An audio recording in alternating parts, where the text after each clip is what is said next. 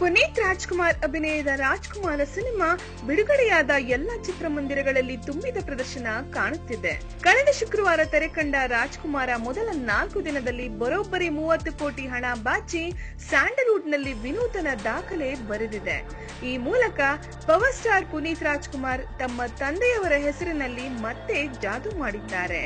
ಹಾಗೆ ತಿಂಗಳ ಹಿಂದೆಯಷ್ಟೇ ತೆರೆ ಕಂಡ ಪುನೀತ್ ಗೆಳೆಯ ಸುದೀಪ್ ಅವರ ಹೆಬ್ಬುಲಿ ಚಿತ್ರ ಮಾಡಿದ ಅತಿ ವೇಗದ ಹಣ ಗಳಿಕೆಯ ದಾಖಲೆಯನ್ನ ರಾಜ್ಕುಮಾರ ಸಿನಿಮಾ ಮುರಿದು ಹಾಕಿದೆ.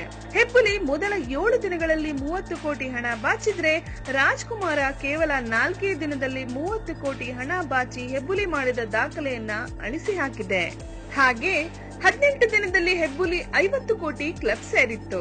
ಆದ್ರೆ ರಾಜ್ಕುಮಾರನ ಹವಾ ನೋಡುತ್ತಿದ್ರೆ 10 ರಿಂದ 11 ದಿನದ ಒಳಗೆ ರಾಜ್ಕುಮಾರ ಹೆಬ್ಬುಲಿಯ 50 ಕೋಟಿಯ ದಾಖಲೆಯನ್ನು ಕೂಡ ಅಳಿಸಿ ಹಾಕಲಿದೆ ಅನ್ನೋದು ಸಿನಿ ಪಂಡಿತರ ಲೆಕ್ಕಾಚಾರ.